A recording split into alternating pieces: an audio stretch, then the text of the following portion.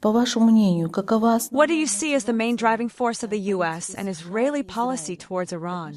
The nuclear issue, the regional balance of forces, or a broader strategy of encircling China and Russia? Geopolitically, the United States said back during the Biden administration that there is not just an axis of evil, but an axis of states that pose a real threat to Western domination. They included Russia, China, Iran, and the Democratic People's Republic of Korea in it, sometimes adding Belarus as our ally. There is such a concept, and they make no secret of it. On the other hand, there is also an economic and energy factor. President Donald Trump makes no secret of the fact that when he launched the absolutely illegal operation in violation of all norms of international law, including the absolute immunity of the heads of state, and captured President of Venezuela Nicolás Maduro, who is in an American jail together with his wife, he said bluntly that the Americans need Venezuelan oil. Iranian oil is the oil of a country that has one of the largest oil resources in the world. I'm fairly sure that the Americans would like to control that oil flow as well, especially that unlike Venezuela, which is located in the ocean, Iranian oil is delivered via the Strait of Hormuz, with its geostrategic nuances related to securing oil routes.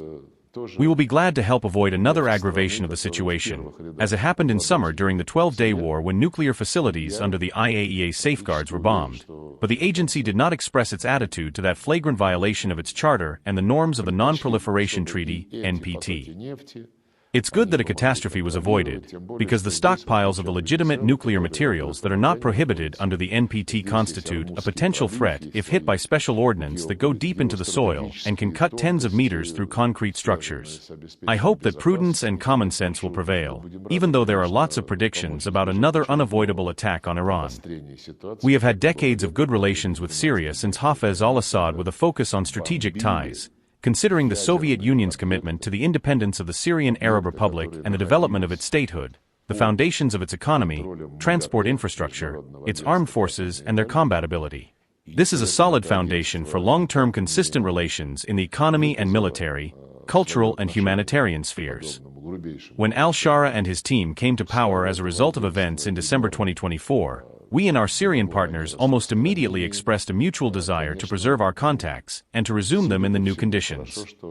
As of now, we have coordinated the ongoing projects, agreements and treaties that remain important.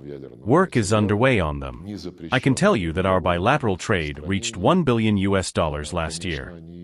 In our view, there is no distinction to be made between the foreign policy of independent states defending their national interests and the concept of a multipolar world. On the contrary, a multipolar world can only be realized through the consolidation of self-respecting states, each with its own approaches, sovereign interests, and policies guided by common sense, and which, while defending their own interests, also respect the interests of others.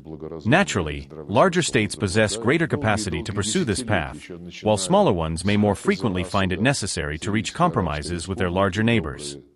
The greater a state's influence on the global stage and the clearer its understanding of how to defend its interests, the more attentively it must consider the positions of smaller nations whose prosperity may be affected by the actions of larger powers.